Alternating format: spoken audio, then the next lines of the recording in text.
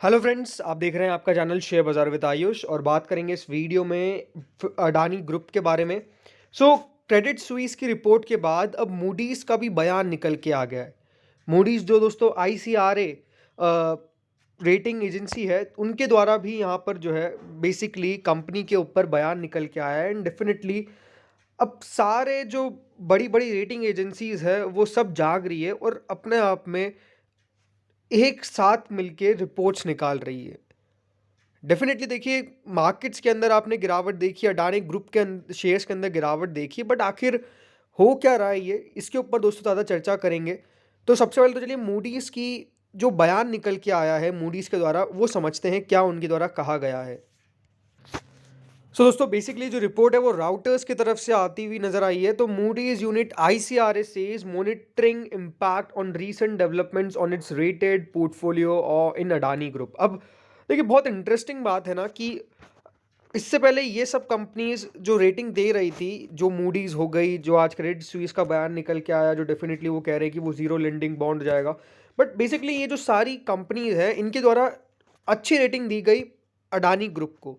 लेकिन आज वो एक हिंडनबर्ग की रिपोर्ट निकल के आती है, उसके बाद इन सब का भी बिल्कुल जो कंपनी की तरफ रुख है वो चेंज हो जाता है। तो इसको अब क्या कहें, बिकॉज अगर या फिर या तो ये कंपनीज कह दे कि हाँ हमारी खुद की गलती है कि हम कंपनी को परखने में गलत हो गए, क्योंकि अगर आप इतने बड़े होकर भी सही नहीं जवाब कंपनी के ऊपर अपनी परख कर पा रहे हैं तो उसको क्या कहें। बिकॉज ये एक साथ जो रिपोर्ट्स निकल के आ रही है, ये देखिए अडानी ग्रुप पे तो डेंट मार ही रही है, बट वो डेफिनेटली हमारे मार्केट्स के लिए भी एक बहुत बड़ी नेगेटिव साबित हो रही है। अब चलिए सबसे पहले तो इनकी रिपोर्ट समझ लेते हैं कि ये क्या कह रहे हैं।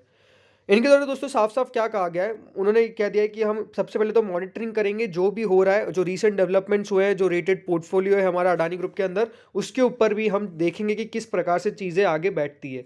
उन्होंने ये कहा कि ICRA rated Adani group entities do not have any immediate refinancing requirement. It is expected for some entities from FY 2025 onwards. तो सबसे बढ़िया पॉइंट तो यही है इसके लिए, अडानी ग्रुप के लिए, कि अभी कोई इमीडिएट रीफाइनेंसिंग की रिक्वायरमेंट उनको नहीं चाहिए। यानी जो भी रीफाइनेंसिंग अगर चाहिए होती तो वो डेफिनेटली कंपनी कह देती, अगर उनका जो भी रेटेड डाउन हो जाता है या फिर बॉन्ड्स के जरिए जो पैसा उठाया जाता है।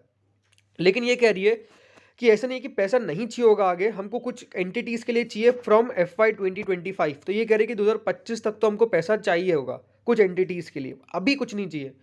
उन्होंने ये भी कहा है कि आईसीआरए का जो ICRA says large debt funded capex programme of the Adani group remains a key challenge. अब अगेन, अब ये भी दोस्तों कह रहे हैं कि हमको भी डेट पे कंसर्न है, जो उनके ऊपर लार्ज डेट है और जो कैपेक्स प्रोग्राम है उनके, उनका जो भी वो कैपिटल एक्सपेंडिचर करते हैं बट डेट लेकर, वो भी एक हमेशा के लिए चैलेंज हमारे लिए भी रहेगा। अब वो ये बात कह रहे हैं। उन्होंने ये भी कहा कि ICRA says some of the planning capex of Adani group is discretionary in nature and can be deferred depending on the liquidity position। अब ये समझिए, अब इस पॉइंट का मतलब ये कहते हैं कि जो अडानी ग्रुप कुछ प्लान कर रही है कैपेक्स के ऊपर, कुछ ऐसे जो उनके द्वारा कैपेक्स प्लान किए गए हैं वो डिस्क्रिशनरी, मतलब इसका मतलब ये है कि विवेकाधीन, मतलब इनका जो नेचर है वो विवेकाधीन है। और दूसरी बात क्या है कि इसके ऊपर असर पड़ सकता है कंपनी की लिक्विडिटी पोजीशन देख के, यानी कंपनी के पास इन हैंड कितना कैश है, ये सबसे इंपॉर्टेंट है। और अगर कंपनी ऐसे कोई फैसले लेती है तो वो थोड़े से गलत हो सकते हैं, ये उनका मानना है।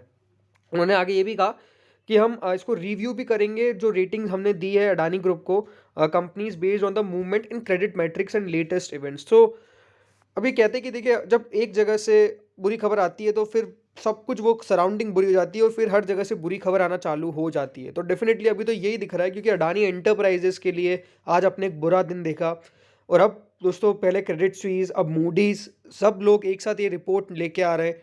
सब लोग पहले बहुत अच्छा कहते थे, आज सब बुरा कहने लग गए। तो आई थिंक ये थोड़ा सा देखा जाए तो गलत है, बिकॉज ये गलत इमेज भी पोर्ट्रे करता है। सच बात तो ये भी है, बिकॉज आज भले अडानी ग्रुप गिर रहा है, ठीक है, एक ग्रुप के गिरने से, लेकिन मार्केट को भी तो दोस्तों आप देखिए कितना असर पड़ रहा है। क्योंकि आज ये हमको समझना बहुत इंपॉर्टेंट है,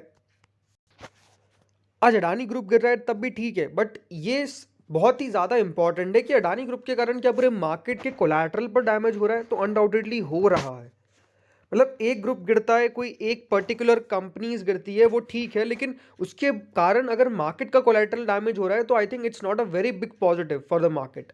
आज हम कह सकते हैं कि देखिए बाजार ने इतना बहुत असर नहीं दिखाया, मतलब आज अगर मैं बात करता हूँ इंडाइसेस की, तो निफ्टी के बाद अगर आप देखेंगे तो निफ्टी 45 अंक गिरा। ये कहने में ज़रूर दिखता है कि मात्र 45 अंक की गिरावट हुई, लेकिन डेफिनेटली मार्केट जो है वो अपने डेज हाई से काफ़ी नीचे आ गया था, राइट? मार्केट डेज हाई से गिरा, क्योंकि बाजार इस तरह से नीचे आना ये कहीं से कहीं तक भी सही नहीं लगता है, राइट? क्योंकि इसके कारण गिरावट जो है वो बाकी की कंपनीज में हो रही है जिसका लेना देना नहीं है, लेकिन क्योंकि एक बड़ा ग्रुप गिर रहा है तो उसके कारण मार्केट भी नीचे आ रहा है और फिर बड़ी दिक्कत साबित हो रही है। क्योंकि आज सेंसेक्स तब भी देखिए हरे निशान में बंद हुआ है, बैंक निफ्टी इतना नहीं गिरा क्योंकि प्राइवेट बैंकों का एक्सपोजर इतना ज़्यादा नहीं है। पीएसयू बैंकों का एक्सपोजर डेफिनेटली थोड़ा सा एक मेजर कंसर्न निकल के आता है, इसलिए आज पीएसयू बैंकिंग इंडेक्स 5.5% से ज़्यादा फॉल हुआ और मेजरली स्टॉक्स गिरे, जिसमें बैंक ऑफ बड़ौदा आप देखेंगे तो 7-8% ज़्यादा गिर गया।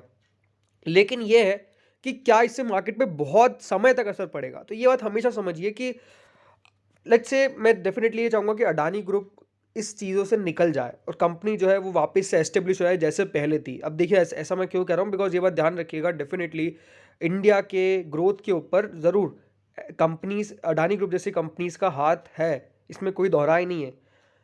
और ऐसे हमको और ज़्यादा बड़ी बड़ी कंपनीज कम अगर इंडिया से निकलेगी तब जाके दोस्तों जो इंडिया है वो डेफिनेटली इकोनॉमिक फ्रंट पे बहुत मजबूत हो जाएगा। बट अगर दोस्तों यहाँ पर लेट्स से अगर अडानी ग्रुप के यहाँ पे अगर ये बातें सच हो भी जाती है तो क्या मार्केट्स पे बहुत असर पड़ता है, लेकिन ऐसा ऐसा नहीं है कि आज तक ये पहली बार होने वाला है या फिर पहली बार हुआ होगा। पहले भी बहुत सारी बड़ी बड़ी कंपनीज फॉल हुई है या फिर बड़े बड़े ऐसे दिक्कतें सामने आई हैं, उसके बाद भी देखिए मार्केट ने अपने आप को संभाला है। और मुझे लगता है कि मार्केट्स पे थोड़े दिन समय बस ये आई थिंक थोड़ा बहुत इफेक्ट जो आना है वो आ रहा है, बट इसके बाद ज़्यादा इफेक्ट नहीं आने वाला है। अब डेफिनेटली अडानी ग्रुप खुद किस तरह से करता है वो अडानी ग्रुप पे निर्भर है। मार्केट मुझे लगता है कि उसके कारण ज़्यादा गिरना अब नहीं चाहेगा, ना ही गिरता हुआ नज़र आना भी चाहिए, बिकॉज मार्केट्स ने अपने आप को बहुत हल्का कर लिया है अडानी ग्रुप के कारण। सो आई थिंक अब देखना होगा कि कल क्या होता है। और ये रिपोर्ट अगेन नेगेटिव ही निकल के आई है, अडानी इंटरप्राइजेस के अंदर हालत और ख़राब नज़र आ रही है, इसमें कोई दोहरा ही नहीं है। अगर इसको कोई सही कहता है तो आई थिंक वो गलत कह रहा है, बिकॉज चीज़ें सही नहीं है। तो जैसा मैंने आपको पहले वाले वीडियो में भी कहा था कि कंपनी को खुद को, यानी अडानी ग्रुप के चीफ गौतम अडानी सर को खुद को सामने आना चाहिए और डेफिनेटली पब्लिक के सामने आके अपने पूरे जो भी एलिगेशंस लगे उसको साफ करना चाहिए। बिकॉज कंपनी ने निकाली थी, ऐसे तो रिस्पॉन्स निकाला है कंपनी ने 400 ज़्यादा पन्नों का, लेकिन ये बात है कि क्या मार्केट ने उसको समझा, मार्केट ने उसको पढ़ा, बट मार्केट ने उसके ऊपर क्या कोई पॉजिटिव रिएक्शन दिया? नहीं दिया ना।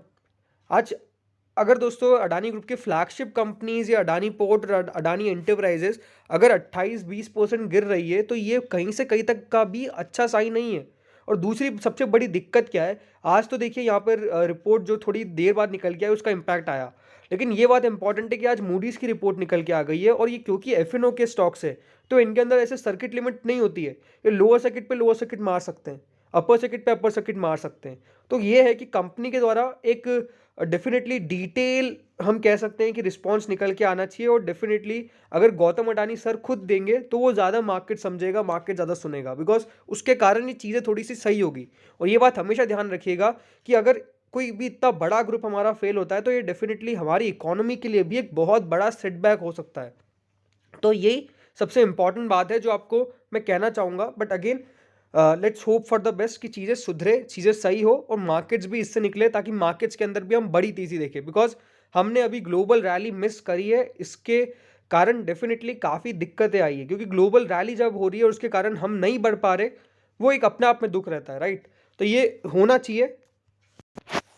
बट अब देखते हैं आगे क्या और इसके ऊपर स्पेसिफिक डिटेल्स निकल के आती है। बट ये है कि कंपनी को ज़रूर, जैसा मैंने कहा, कि एक बहुत डिटेल रिस्पॉन्स आना चाहिए ताकि कम से कम मार्केट समझे, क्योंकि मार्केट्स ने जो पहले रिस्पॉन्स दिए गए उनको तो डेफिनेटली कुछ खास तवज्जो नहीं दी, इसलिए आज ये हाल हो रहा है। और जो इन्वेस्टर है, क्योंकि इन्वेस्टर एक रिटेल पब्लिक का पैसा है सर, रिटेल पब्लिक डेफिनेटली काफ़ी मेहनत से किसी भी मेहनत से पैसा कमाती है और किसी कंपनी में लगाती है और वो सोचती है कि कम से कम वहाँ पे मेरा पैसा बने। और अगर दोस्तों इतने बड़े ग्रुप फॉल होंगे तो वो फिर विश्वास कहाँ पे होगा, राइट? वो विश्वास की बात भी आती है, जो ट्रस्ट की बात होती है, जो अडानी ग्रुप ने डेफिनेटली कमाया। अगर कोई ऐसी बाहर की कंपनी जिसको कोई आज से पहले जानता नहीं हो और वो आके इस तरह से नींव हिला जाए, तो ये बिल्कुल भी पॉजिटिव साइन नहीं। और आई थिंक कंपनी को ज़रूर इसके ऊपर कुछ ना कुछ तो फैसला करना चाहिए और अगर कुछ दिक्कतें हैं तो डेफिनेटली उसको पब्लिक में डिस्क्लोज़ करे, ताकि कम से कम पब्लिक भी अंधेरे में ना रहे, इसके ऊपर भी आई थिंक सरकार को भी फोकस करना चाहिए।